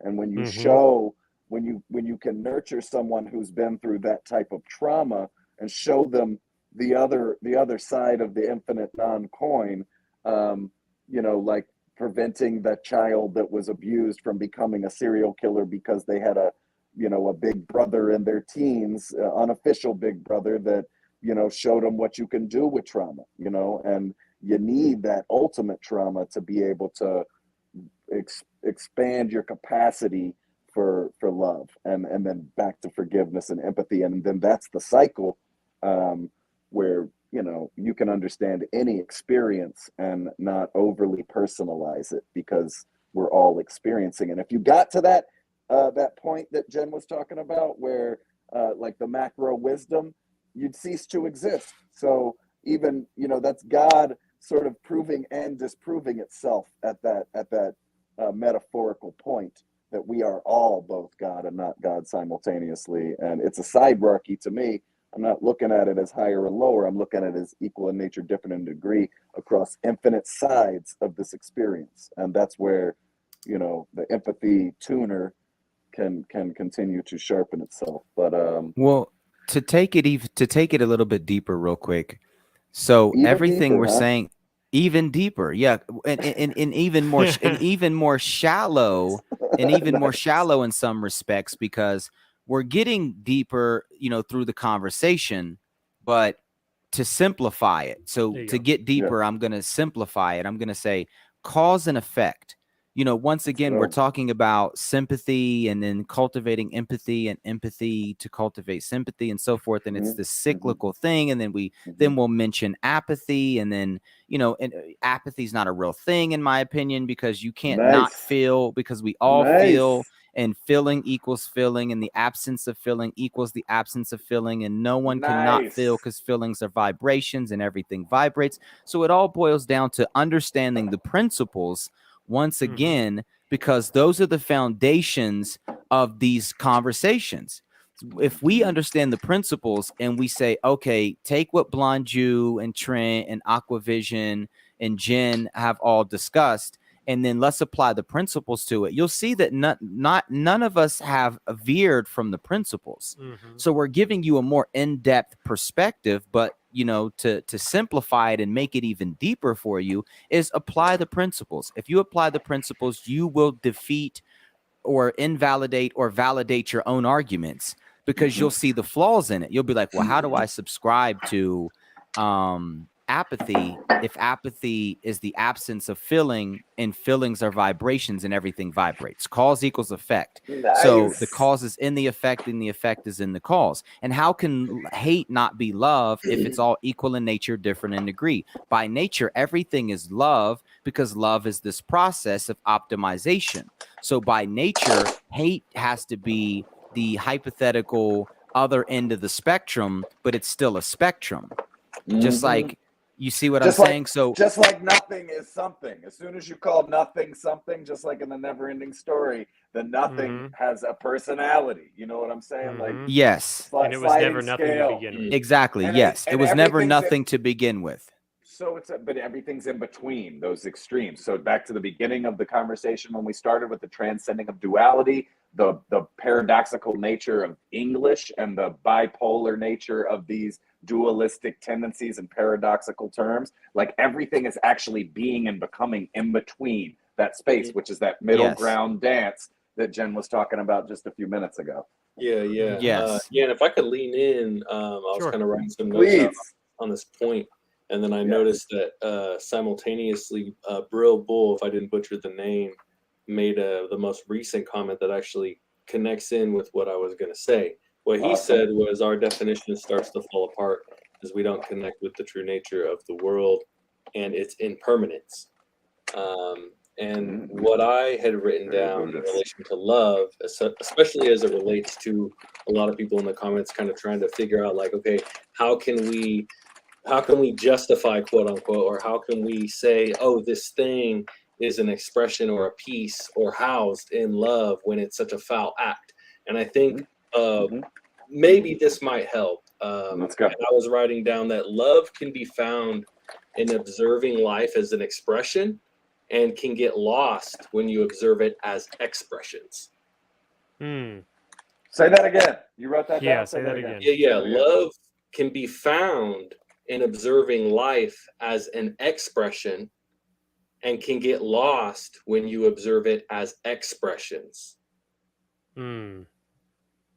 Yes. So you're saying we see it all around us, but it's lost when we interpret it and express it ourselves. Is that what you're saying? Yeah. So I'm connecting it on like a completely mythological side, right? So it's like love. Love can be found when you observe life and all parts of it as one, as a single expression of totality. Mm-hmm. But it can get lost. It's not. Yes. It's not always Yeah. lost. Yeah. Got you. When we When you divide start it. observing Yeah. it as Yeah. separate pieces, because now you're gonna say, oh well, I found it here, then it must not be over there because I found it right here, and now I'm gonna start comparing Yes. and disassociating the nature of what I find love as from all these other things, versus Yeah. noticing that, hey, like you may not see it now in this point you guys had brought up earlier with karmic unraveling and reincarnation, etc. But if you see it all as one expression, like you were talking about, Trent, with the nature of trauma being able to cultivate the growth of someone, like when I experienced the passing of my loved ones, I wasn't like, oh yeah, this is love, man, I feel this to the core. But I did reflect on the nature of how they loved me, and I did reflect on the nature of, okay, I'm going to die. And my notion of thinking that I'm going to die could lead me to wanting to do, crazy shit, but it could also lead me to being deeper in my thoughts of how I was connecting to the world and extending my care.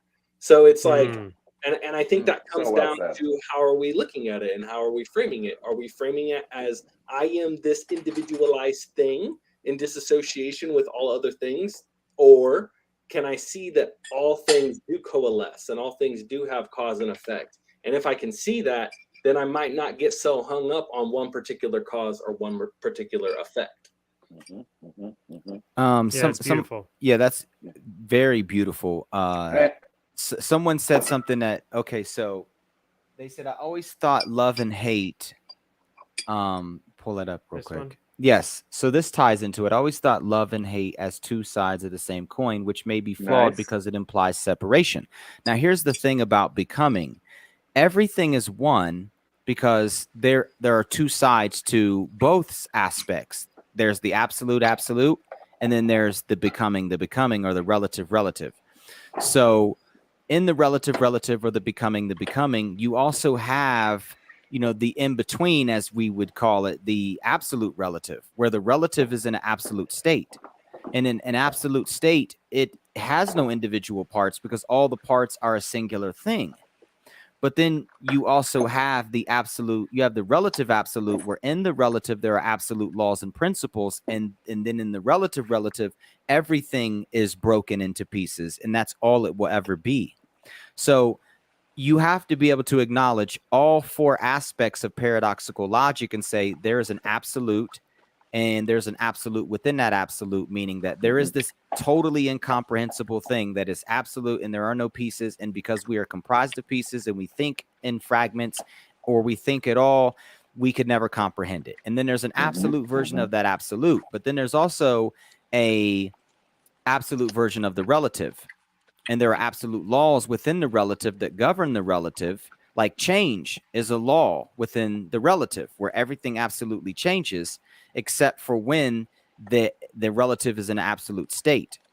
And then you have the relative where things will never culminate and have this end product, such as an absolute state. So you have to be able to understand that everything is separate as well as everything is a whole.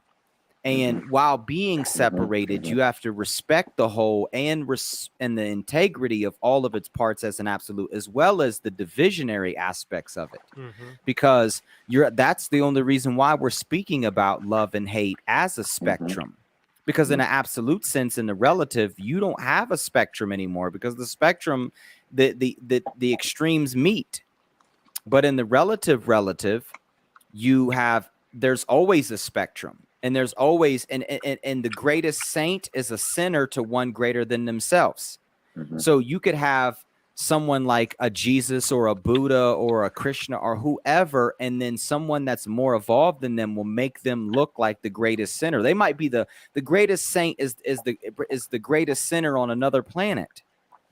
You see what I'm saying? So it's always going to be relative, and too many times or more more often than not, we don't have that perspective. So we see someone and we're like, wow, this person is so amazing. They were so perfect. Let's build a religion around them.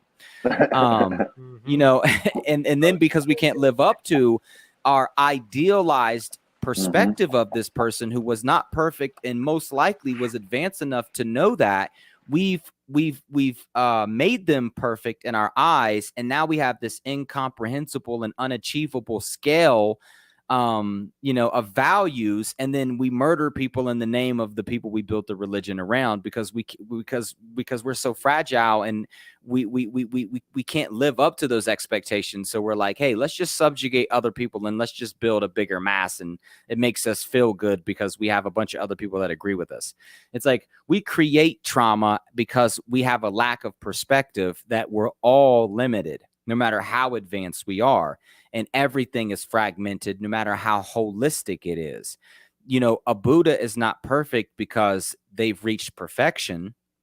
A Buddha is perfect because they've accepted their imperfection by nature.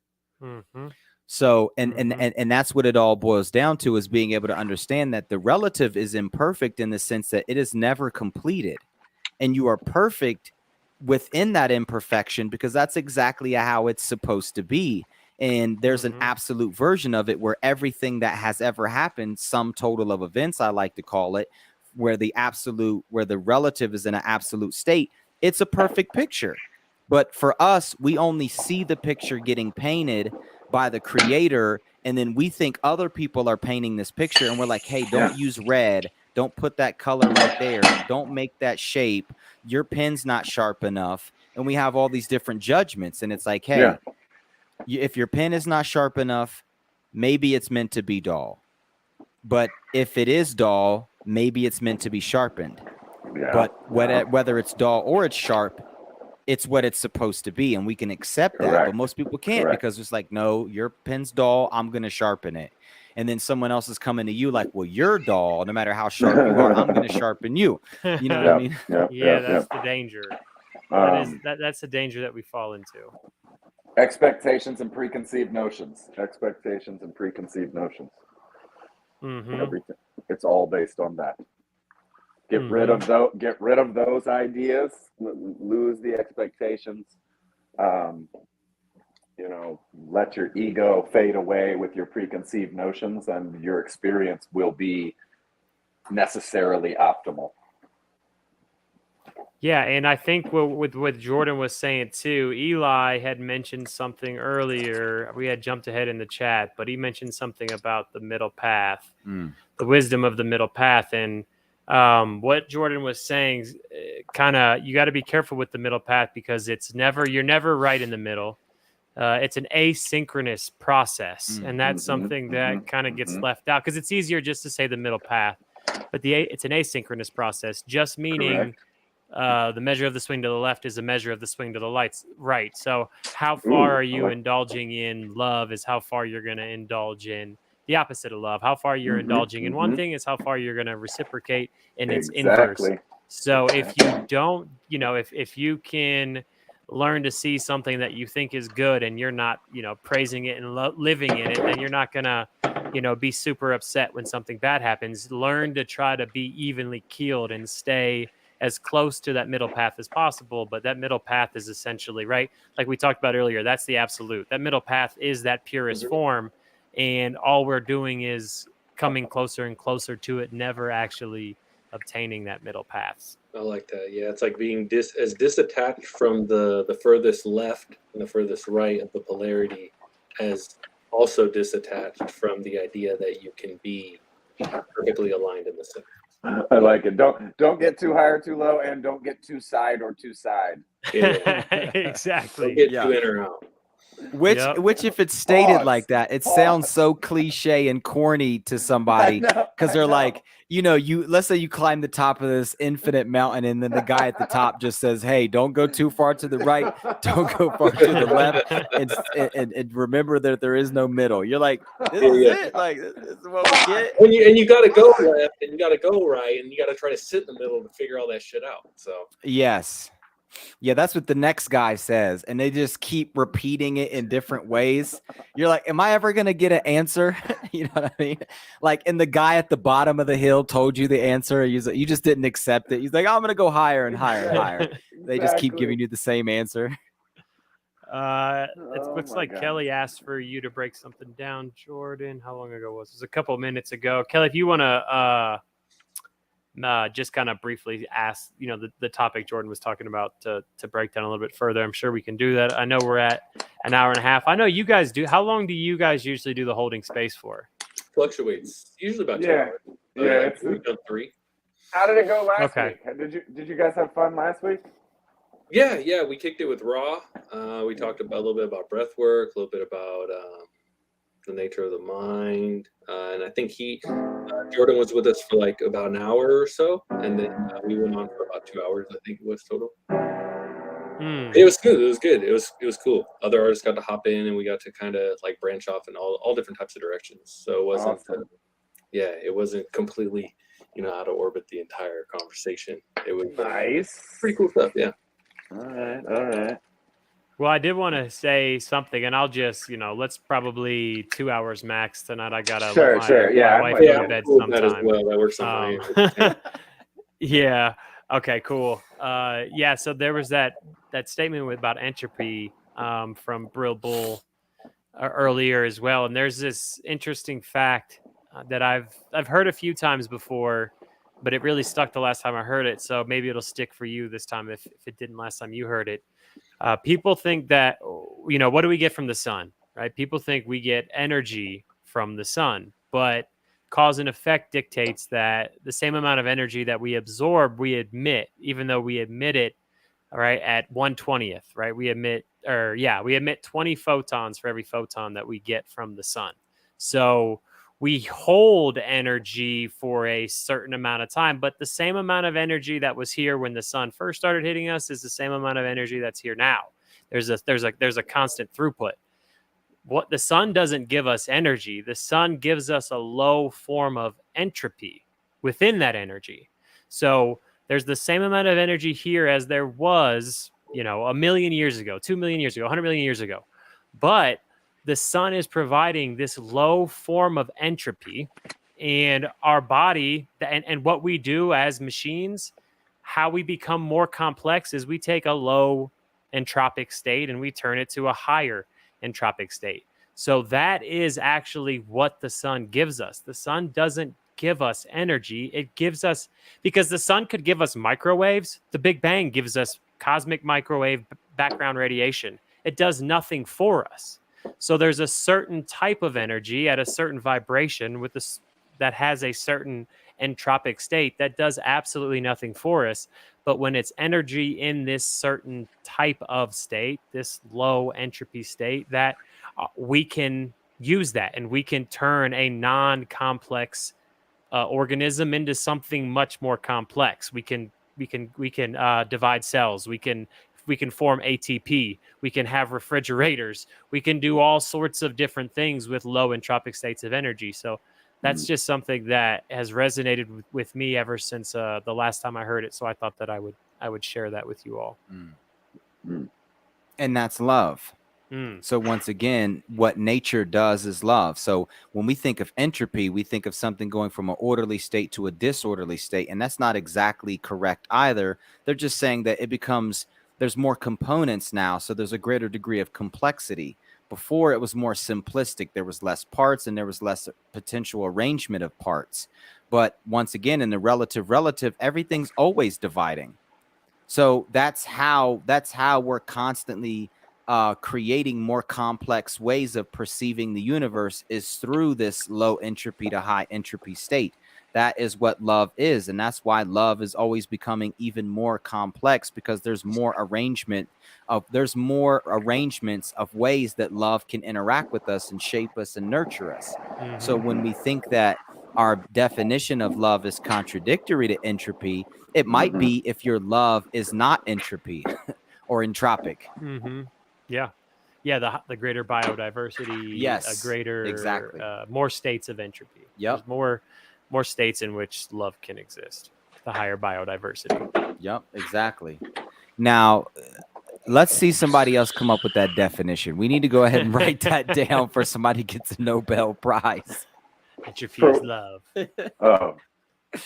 Well, and that summarizes, I mean, really well said, Trent, some of what I was maybe rambling on a little bit earlier about, like the lack of love is love, like the capacity of somebody receiving a terrible nurture, a bunch of hate will only increase their capacity to love and empathize in what they would perceive as, the appearance of the future. So, I don't even want to take the future too seriously because it's the now, and it's seeing all of that in a macro sense, like, the teacher in the Moses story. So, we can't necessarily do that all the time, and our capacity may be, somewhat limited, but I do believe we're more capable as a collective than we give ourselves credit for. And I think that's why you guys come here, and espouse on what y'all talk about. And it's why Aqua and I hang out on Wednesday nights with Jen and, hold space, because we're not necessarily searching for the answer or something new as much as honing in on the clarity of the moment and providing a perspective that's as all encompassing as possible and leads towards the optimal version of love, the optimal empathy. But obviously, wherever we are at, it is as necessary as can be. But I greatly appreciate that perspective, because I felt like it was a simple way of putting the lack of love still includes the idea of it, and it doesn't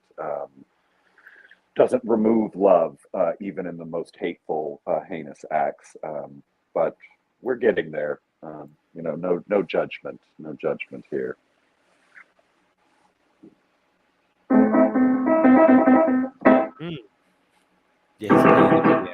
Yeah, play a little song. I'm not a piano player. Oh, you're Sounded not? like it. You were playing just now. Yeah, well, I'm not a piano player, but yeah, if he was in the NBA, he would say he was not an NBA He can't play player. a little, did he? He'd be like, I can't play Come on, ball. we're coming towards the end. People are hanging out. I just jam. I can't say I know any songs. I just am just jam something, man. Comfortable with notes and chords. But yeah, I don't know any songs. Okay, maybe I know one or three. But can you just freestyle for a couple seconds? Yeah, I can just play a few chords. All right. Anytime.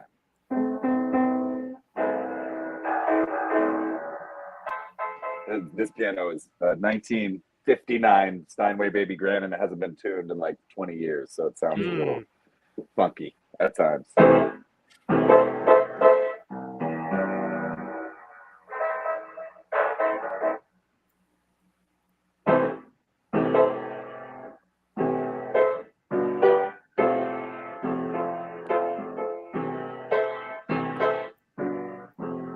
I can't hear because I'm in the headphones. Sorry. Oh yeah.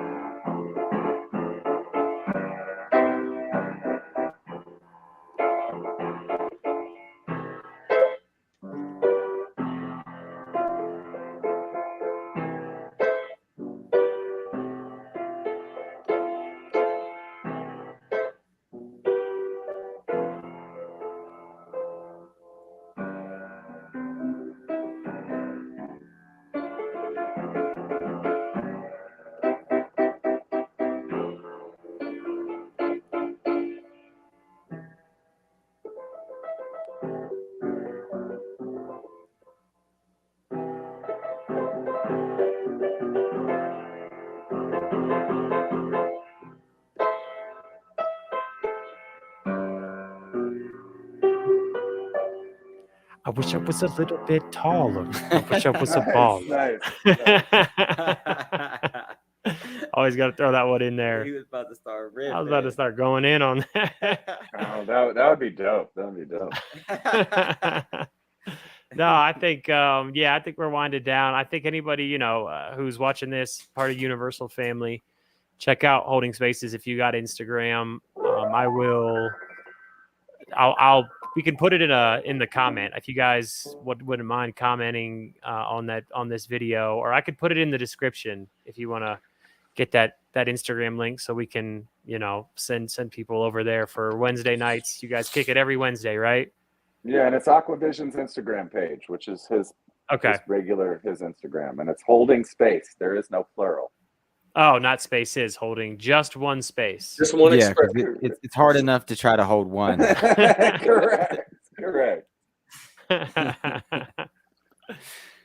So yeah, you guys will get you guys will get a version of it, and I'm pretty sure Aquavision has like a clip maker. Okay. But I'll end up chopping it up anyway. So if you guys want some of those long and/or short forms, to post or whatever and collaborate or whatever. Jerome missed it. Yeah, and we'll Jerome. Yeah, Rome's here. We'll Listen, can I shout out a couple of peeps, because I just want to thank you guys for having us on your YouTube, and Aqua, man, I appreciate you holding it down last week. We've had so much fun these last couple months. I really enjoyed being over here with these guys and just chopping it up in our usual way. Jerome and I have a project coming out on July 31st called Monk is the Master, Alien is the Legend. It's available everywhere for pre-order right now. It's a 17-track album, 14 songs. Jerome produced most of the beats. There are beats from Excerpt Beats on there. I made a couple of the tracks, and we got features from Conti and Devour from some of the Instagram community. But Monk is the Master, Alien is the Legend, July 31st. I'm super proud of this record. There are no curse words on this record. 0 curse words. Wow. It's an honor to be a part of this record with Jerome, and just some classic boom bap shit. And also our favorite Barshan on Solu has a record coming out this Friday, July the 14th, called Solu, Solu, and just high quality hip hop shit. And again, I use the music kind of as a stepping stone to these type of conversations. The things I talk about in music are very much in line with a lot of these, just pontificating and harnessing the power of the language to transcend duality, as we talked about from the very beginning. So Trent, man, thank you. I'm so grateful for your time and your friendship with Jordan, and just wanted to give a little speech there at the end. But thanks for everybody in the chat too that was hanging out and asking questions, and I had fun. It was a really fun time, so thank you. Yeah, wouldn't be the same without the chat. Thank you for holding it down, chat. We really appreciate it. Tonight was great too. We even skipped through a whole chunk. I went back and checked. There wasn't any questions in there, but we appreciate you interacting with each other. The music. If you like hip hop at all, or if you aren't into hip hop because you don't like current day hip hop, this is it. Like changed. Like listening to what Jordan makes, and then Jordan showed me some stuff that you produced, Blonju, from Nejma, and nice. Just some dope. Yeah, it's just it makes me feel, it's just wholesome. Not wholesome, I shouldn't say, but it just, sure. There's a reason to listen to it, kind of thing. Yeah, Thank you. wholesome. Thank you. Wholesome. That's going to be your new tagline. Wholesome. Wholesome music. It's wholesome. Wholesome. Yeah. I like Love that. it, guys. Yeah. Aqua, Yeah. sorry for yapping so much, bro. Love you, bro. Who's saying sorry? Me. Who's me? Ain't no me. Right. It is we. Appreciate you, bro. It's just not, man. You say so much without saying anything. I'm like watching you. I'm like, damn, I love this dude. He's just, I love his over there speaking. Yeah. Yes, sir. Yeah, thanks for having us on. Yeah, appreciate you guys having us for sure. Really cool. I love all the unique dynamics of everyone in the chat. I would love to do this again. I got a bunch of questions. I collabed with AI about an hour before this session. I have a ton of dope questions, though they're really deep questions about the nature of physics and metaphysics. So either what? do it again, or I can just hold it down in the chat on a future. Oh my God. Shoot a message. Oh no, I didn't know you had that. We talked at the beginning, and Blonju was like, "Nope, free form." That's I'm really sorry now. Sorry.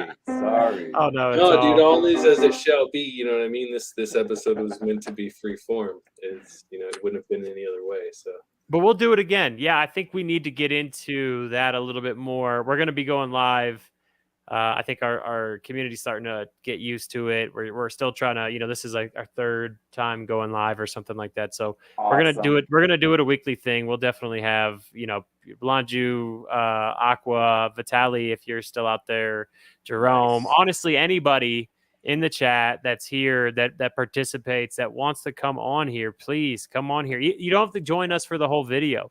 Just let I'll us come know in the back. comments that you want to hop on for 10 minutes. Jay Smoke, I'm talking to you too, man. Just hop on, have a quick conversation, then you can go back into troll mode. But come hang out. Nice. Yes, everyone. Yes, please, everybody, do a share on Facebook and newsfeed and all that. Yes, And let all your friends and family know that we're here to stay, and we've never got here. We were always here. Yep. So We've always been here. We're eternal. Fighting that trauma. Just go up to someone and be like, "You look like you have trauma." These guys could, and then sock them, and give us some of our merchandise and our tagline. Throw a shirt at them. Yeah. Oh my God. Yeah, you look traumatized. Here's a shirt. Go follow them. You got to do that commercial. That's y'all's next little bit. You do. Hey, we have a good. Hey, listen. Do exactly that. We have one where it's the salesman, right? Who basically, like, he comes to the door and he's trying to sell you some super absorbent towels. So he shoots you to, like, show you how absorbent they are. And he's like robbing you as he's talking to you. Yeah, we got a good one coming. That's just like that. So stay tuned. All right. All right, y'all. We love you. Anybody else got any more plugs? Appreciate it. Wednesday nights we hold it down with Holy Space. I've got a guide that I dropped a couple months ago that I've been slowly putting a little bit more focus on shedding light, and that's 9 to 5 hacks for spiritual creatives. And I until like the last 6 months or so, I really haven't been like putting a nose down deep into like Hermetic philosophy, but looking back on it, when I wrote the guide, it was all baked right in there. Oh wow! Because I think a lot of things are, like Jordan and I have talked a lot about that. We've all kind of talked a lot about that. It's inevitable. But yeah, so 9 to 5 hacks for spiritual creatives. That's pretty much a free or pay what you can guide that I launched, and just like holding space, you can just tap in with me at same way my name is spelled here, AWKWA Vision, and that's on IG. And free and accessible for anybody that wants to follow the template that I followed to just break away from working for somebody else, if that's what they want. If you're comfortable, you're comfortable. But if not, if you want to be an entrepreneur or just, do a little bit more time of creating your own stuff and providing value to people, this is just a schematic that I found to work for myself. So I'm just sharing it with the collective. Great. Thank you for that. Yeah, if we can, is there you have a link? Is it in your link tree, or where can people find it? It's all my link tree. Okay. Yep. Awesome. So if anybody taps in with me virtually on any platform, I'm on Twitter. I'm pretty heavy into Web3. So anybody that, is into crypto, things of that nature, I'll eventually be baking that stuff out as like NFTs and making it to where, there's a Discord, everything's going to be interconnected. But that's all in the making right now. But yeah, as far as you hit me up on like Twitter, Facebook, I'm not super active on there. You could probably hit me up here on YouTube as well. And all my links lead to the same thing. So awesome. All right. Well, thank you guys once again. We love y'all. Have a good night. Yeah, much love. Appreciate you guys having us. Y'all. Peace. Yeah.